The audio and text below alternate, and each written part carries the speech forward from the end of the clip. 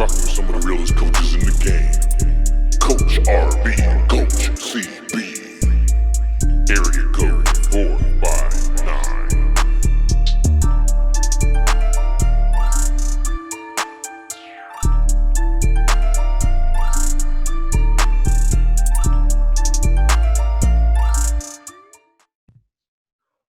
What up, area code 459? It's your boy, Coach B. I'm here with my co-host, Coach CB. What's up, CB? What's up, Coach? How you doing? Man, I'm doing good. We're doing our third episode for the culture called The Choice. But before we get to our episode today, let's thank some people. Man, we just like to give a huge shout out to all of our sponsors, East Bay In-House Inc. and J-May Crafts for getting our merchandise together and our logo behind you. We're super excited about that, and we're ready to push that out to you. And also, we want to thank all of our friends and our family for supporting us, because we can't do this without the support and the love from all of you guys. And most importantly, we want to thank God for giving us the vision to know how to use our lives to help shape everyone around us. Man, we're going to jump into the episode. We're going to introduce our guest, but before we do, we want to leverage a video. Remember, we do not own these videos. This video is done by Procter & Gamble. They have the copyright of 2017. Run that video called The Choice, Caitlin. All I want with inverted tongue, from whence does fulfillment come? When I expel from this mortal shell, will I die for living up?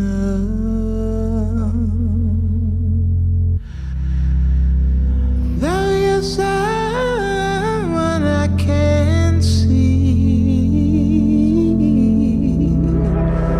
cry to me, and I do.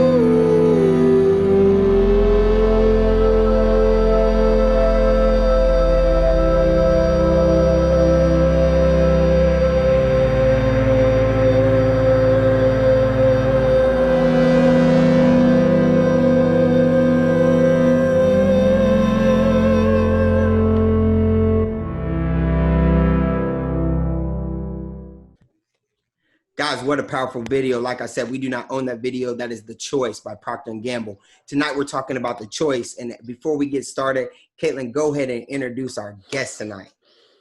Man, I'm so excited to introduce our guy that we brought on tonight. He has been a track and field coach for over 20 years on all levels. During his tenure of coaching, he has been able to help many athletes achieve success. He has 36 athletes that have obtained IAAF medals, 1 athlete who holds a world record, 2 athletes who hold American records, 11 who have won national titles at their colleges, and many more accolades for his athletes. In 2012, he was able to start his training company known as Training Ground Elite, where he helps all athletes. His company has also been established as the USA Track and Field High Performance Center in Austin, Texas. Because of his coaching success, he has been selected 6 times to be a national coach, the most notable being 2016 Olympic trials, 2018 championship trials, and you were selected for the 2020 Summer Olympics, which have been rescheduled the next summer. And as a result of your success, he has been awarded the Order of the ICOS winner twice. And to explain this award, you have to be chosen by an athlete that you coach. And he received this award as the Olympic Coach of the Year. But aside from coaching, he is also part of the Podium Athletes Committee Association. He's a master coach for the Mentor Program, an international community ambassador, and an organizer for the HBCU Pro Track and Field Series. So let's welcome to the show, Coach Darryl Woodson. How you doing, Coach? Hey. Thanks for having me on. It's really great. I've been excited when first talked about this to get to this moment, so it should be really fun, and looking forward to us having a great communication tonight. Thank you, Coach, man. Really appreciate it. Like I said, guys, today we're talking about choices, or The Choice. When I first saw this video, the PNG video, my first inclination was pretty cut and dry. It's leveraging the idea that before all lives matter, Black lives have to matter and carry the same value as their peers. We must make a choice and cognizant of our own cultural bias and make sure that we choose to stand on the principles that all men are created equal and have the equal protections under the law of the U.S. Constitution. With that being said, I believe that most tackling these conversations are having trouble understanding the importance of the choice and what goes into it. A choice is a selection between two or more possibilities. It's just flat out is what it is. It's crazy because I thought about my grandmother when we get ready to do this episode, and my grandma used to say, it's either black or white, it's either right or wrong, or it is or ain't. I have many choices in my life, and each time I have had to weigh the value of my choice, and how many choices in my life, and each time I weighed this value, I had to look at how it helped me gain better understanding, better perspective, how it resonated with me in the long run. As we jump into this conversation, I just want us and our listeners to remember the importance of unity and how standing together and making that choice and standing up helps drive the inspirations and the empowerment in our communities. Before we unpack this video, Mr. Woodson, would you share with us a little bit of how your elite athletes make choices that align with their goals and their aspirations? Well, first of all, it has to be an attitude. The first choice has to be a positive attitude. And that positive attitude has to lead to encouragement, inspiration, understanding, and more than anything else, you have to be able to connect with others. And the sacrifice that you make when you're trying to establish something or reach any goals of aspiration is how much of a sacrifice are you going to make. So that's the first choice, realizing that, that could make or break you, like you said earlier, or, at the same aspect, it could ruin others too. So you have to be very careful in the way you do things, because it's not just an impact on yourself, but everyone around you too. Wow, I like how you said that, because people really don't understand how their choices impact other people. And I always have heard it like this. You can make one choice today that 3 or 5 years is still affecting either you or those that are around you. But for you, being a USA track coach, you see athletes from every background, every race, and together, like, they wear the country's name. They wear the stars and stripes across their back, especially when they get up on that podium and they win a medal, or they're just there representing USA. Like, you see everybody walking with the stars and stripes with USA country across their chest, wearing their name. And I believe that the Olympics is a great representation of what it looks like for America to be unified. And how do you think we can bring that example from the Olympics? Like, how can we choose to do that, to bring that unity back to America in the lives of everyday citizens? How can we see that as an example and then choose to have that choice every day? Well, one thing, let's be transparent too, and I'll keep it at the surface because we can go further, but just educating people who just don't know and they look at from the outside. First of all, if you notice, Olympics are done during election years, always, and always has, every quadrennium. So they represent a political movement. And within that political movement, we have an opportunity to unify if we choose to do so, because we come together under one umbrella. The biggest thing is how it can correlate back into our communities. If we can somehow keep this same type of unification back when we're done and not wait 4 years to do it again. Up until that time, we build a lot of disparity, a lot of division, and a lot of tension, because someone wants to be in power, And at that time, when I've watched athletes perform, it's 30 different events that are contested by the United States, and we have the largest team, probably representing well over 600 athletes, during the Olympics that we take along. And just to see everyone come together in collegiality, just to be able to fight for one flag is amazing. And then now we're fighting about what flag we represent. That's really different, isn't it? Because if we go together, think of any time we're talk to other coaches that are from other sports, we look at each other as equal. If you got here, you have to do something very special to get to this point. So we have to respect each other's abilities. It was a sacrifice made, and just not think the ones that didn't make it, don't think they weren't good. It's just it has a limitation of how many people can compete, but it's unfortunate. But then we get here, we come back, and the Olympic team is actually, I don't know if you know, they're greeted by the President of the United States. They actually go to Washington, and everyone meets the President. So it's supposed to show appreciation for the efforts that were put forth. But, somehow we got to find a way to embrace our society and do the same thing and not wait just 4 years to do that. We need to do that all the time, because I think that's where we're getting lost in the shuffle. And that's where the division is coming in, because after that point, sometimes people don't think they even care anymore. Yeah. I like how you said that, and thanks for carrying us through that, because some people don't realize that the Olympics is a political movement. It's every 4 years around an election, and how it drives the image of our nation. One thing that I remember my grandma, and I like to leverage grandma all the time, man. She's my girl, or was my girl, but she used to say, "Don't forget who you are and whose you are." And I always remembered that, because I always thought to myself, don't forget who you are with the name on the back, right? But don't forget whose you are with the name on the front. And I feel like, when our Olympic athletes compete at that highest level, they are not only doing it for them, they make that choice to be, have that right attitude, but they also do it for us back home, because they know what it makes us feel, how it makes us feel. Being an elite Olympic track coach and a master mentor program, it calls for you to provide more than just, on the basketball court, I call it the X's and O's. I don't know it. I'm not going to disrespect the track and say what it is, but you have to do more than just the skill set, right? It calls you to provide leadership skills and guidance for your athletes and your coaches. What choices do you have to make to support your athletes and coaches on the track as they face these social injustices in their streets?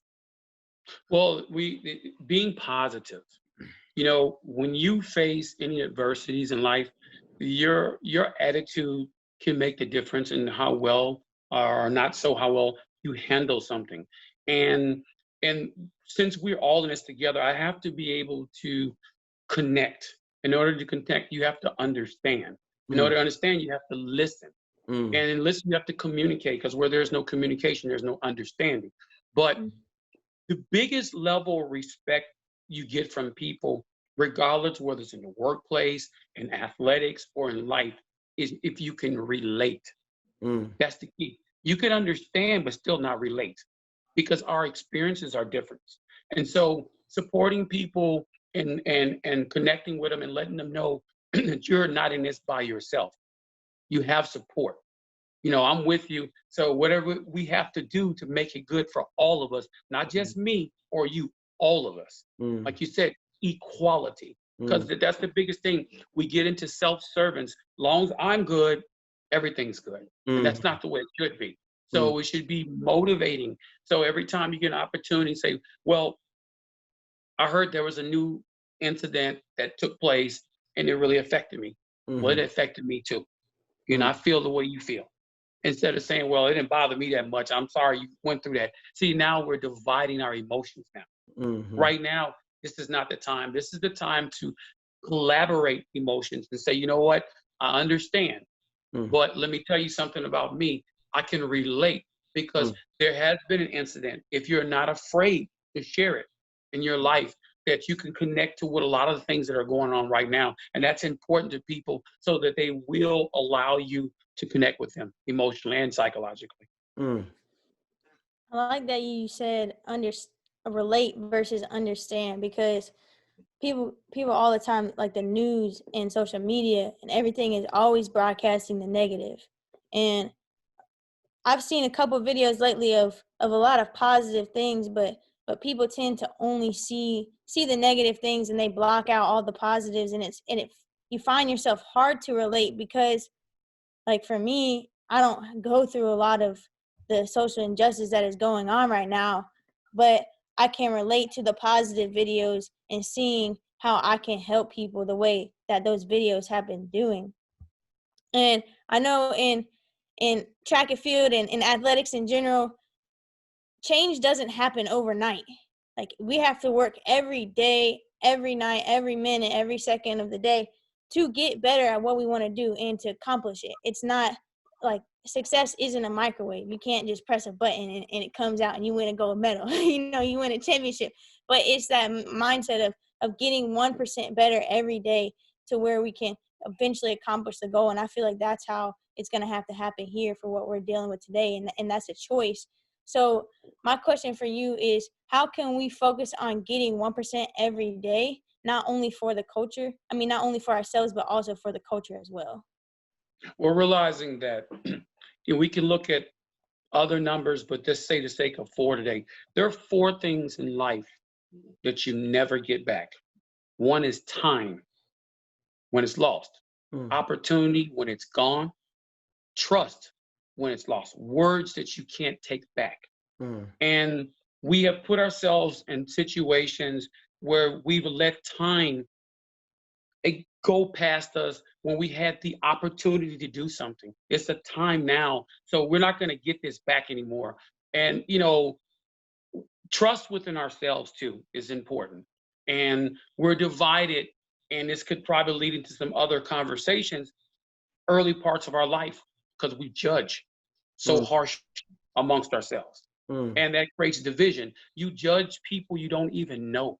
You have no concept of where they've come from, what they've been through, or where they're even trying to go, because maybe they have something you want.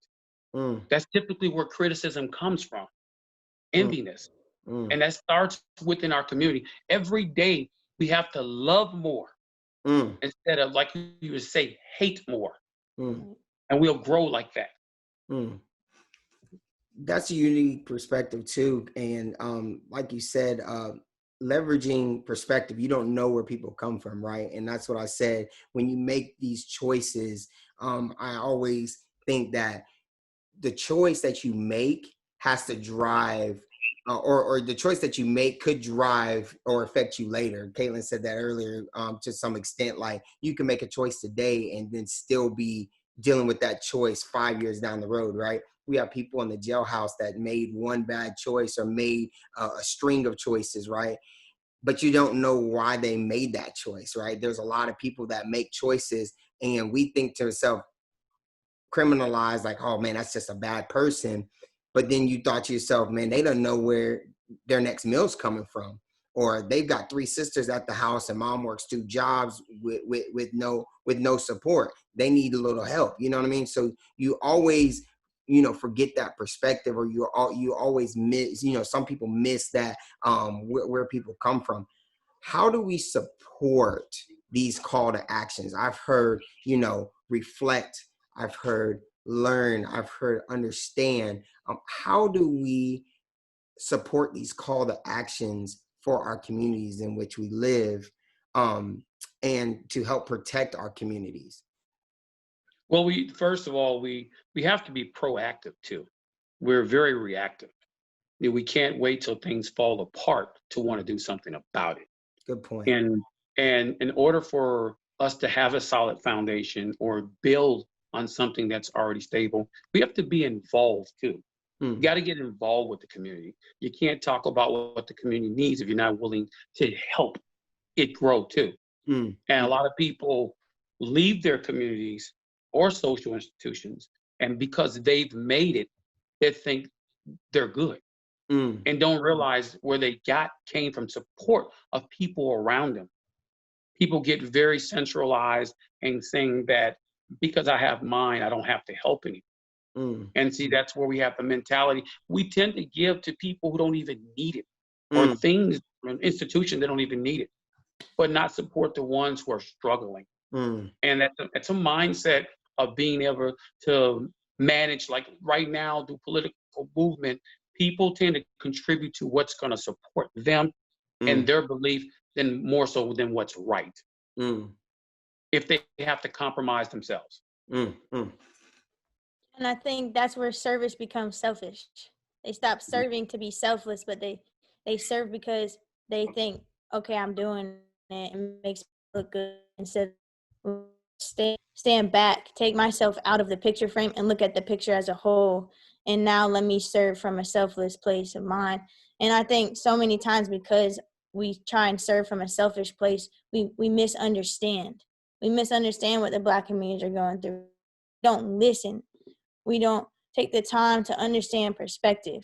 And I said this in a previous episode, a lot of times we tend to judge people's choices, but we don't know the choices that they had to choose from. So they might have a worse, like 2 bad choices, but they chose the better of the 2 bad choices, but we're still judging them without understanding that perspective. And I think that's so important.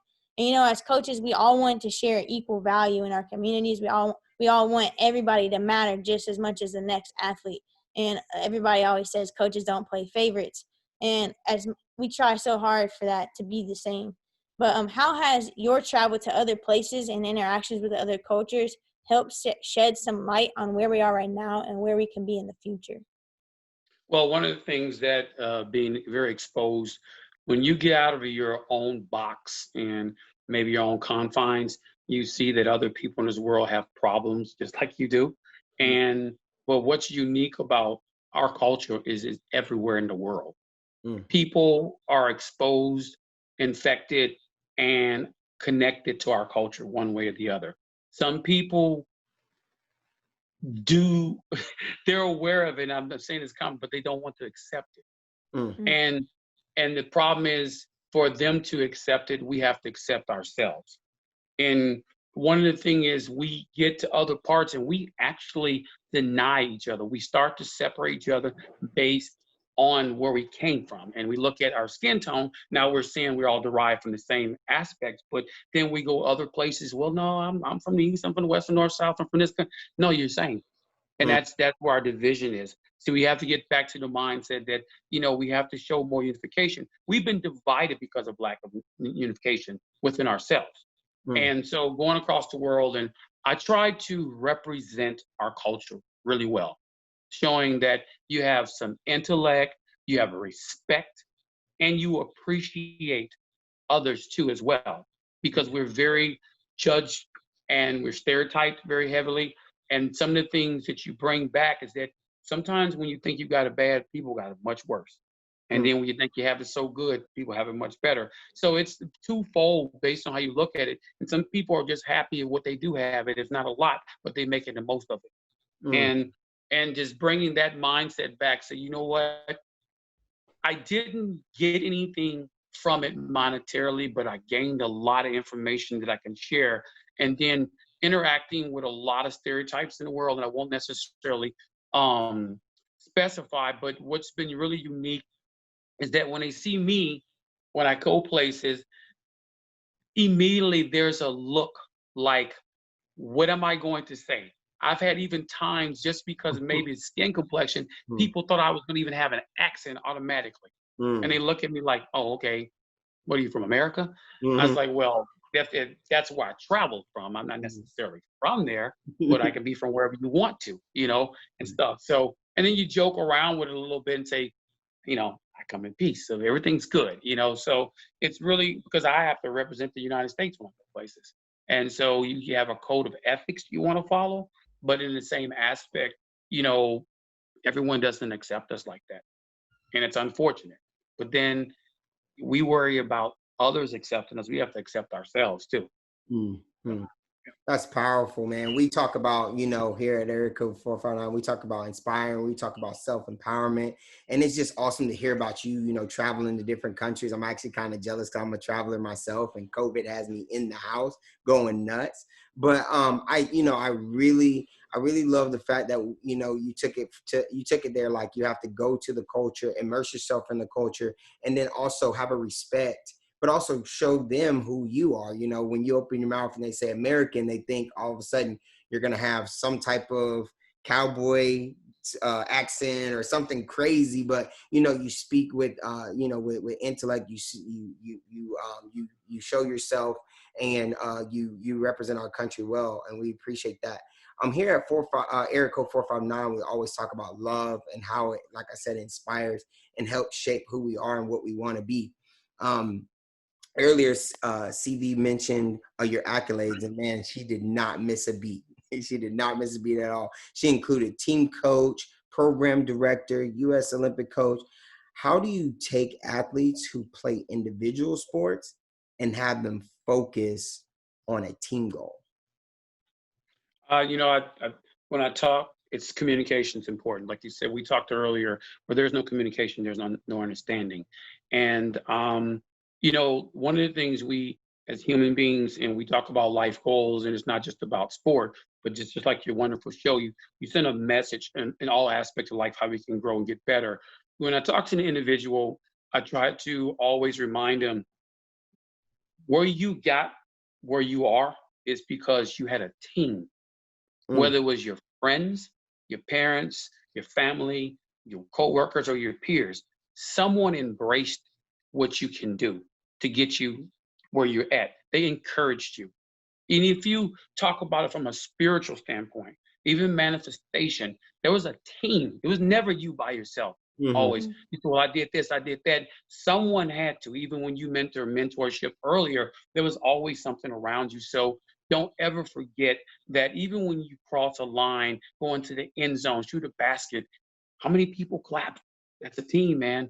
It's still all a part about team. So I always talk about unification and, encouraging others, and that, when we travel, obviously we talk to one team, one dream, but the same aspect, it takes more than one person to make a team.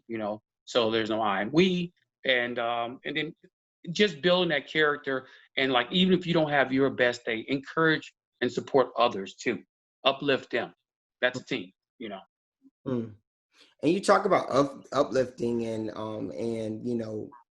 you even talked about spiritual, and CB and I connect all the time, and we talk about what God has done for us and what we believe and where He's pushing us. And Jeremiah 29:11 is one of my favorite verses, that I have a plan for you, not to hurt or harm you, but it's there for you. How can we leverage this team mentality that you talk about in our communities outside of our doors? We have to, we live in all these and work in these institutions, and the social institutions, they call them, and we have to take the same mindset in and out. We can't go and stop at one spot. Well, I'm done with work, so I don't care anymore, or I'm at home now. It's not the same. It has to be the same character that we go everywhere. We have to encourage. Every time we grow, we have to pull people along with us. I have to always tell my fellow cohort that when I win, you win. When Mm, you win, I win.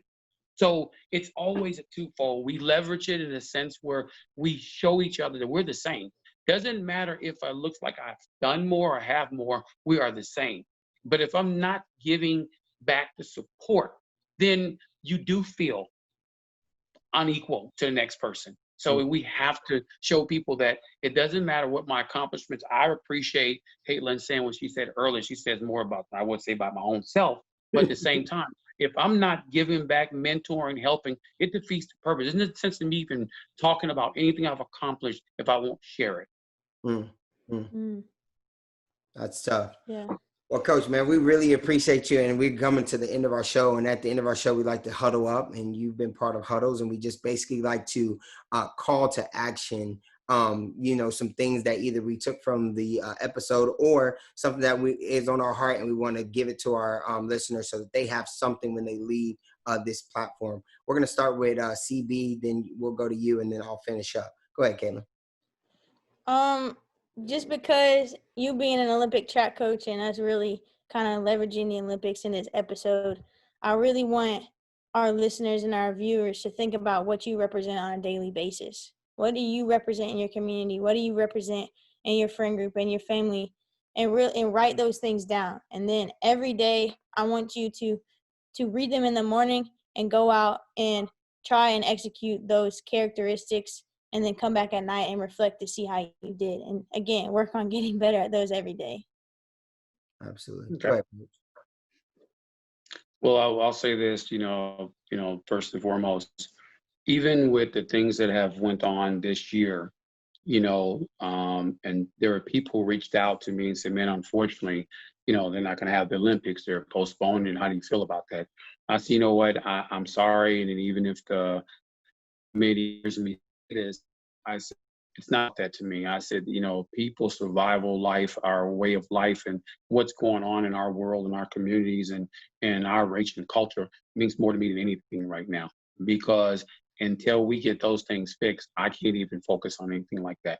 I need to build myself and reach out to others and make sure they're doing okay, and that we can hold hands and help each other through this. It's a very tough time. So, coming on a show like this, and I'm really thankful, even though the message is so strong, but it's not about me. It's about what I can do to contribute, give back, help, and support.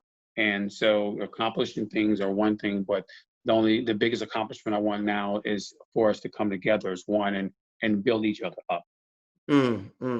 Man, I'm going to stay on that same vibe, and I'm actually going to use a quote I got from another guest of ours, from former guard from North Carolina, Christian Keelan. He says, man, when you look at a tombstone, they always put, who you were, or, something small about you, and then they give you the dates. They give you the beginning and they give you the end. And they always talk about the things around, but they never talk about that dash. They never talk about what you do in between those two dates. And I want people to really focus on the now, what you can do with that dash. So my call to action is, see what you can do with that dash. Reach out to somebody, make a choice, grab onto somebody, have a conversation, leverage some understanding, look at some different perspectives. Just do whatever you have to do, because like Coach Woodson said, we are a team. And, like my grandma always says, hey, remember who you are and whose you are. Yes, you have to remember who you are, but at the same time, who you represent. So I'm going to stay on that vibe, and I hope everybody continues to leverage each other and make the choice to love. We're going to finish with our mottos, or something that we say to our team, or something we say to our show every time. Coach, I'll let you start. Caitlin, you can go, and then I'll finish up. That being said, so the mantra of what we do is, when the teamwork makes the dream work. But within that dream, there has to be self-identity, and to be able to understand who you are as an individual and grow. That's what makes the dream happen. But being able to share it with others, what makes it a reality, though. Thanks, Coach. I like that. I'm going to have to steal that one, Coach. And as always, you guys know, let's get 1% every day. And again, remember, let's not discount our value. That's right. Teamwork makes the dream work. Let's not discount our value. And remember, Coach B loves you. Let love be the frequency. I'm out. Y'all have a good evening. Peace. Thanks. All right. Thanks, Coach. Thank you.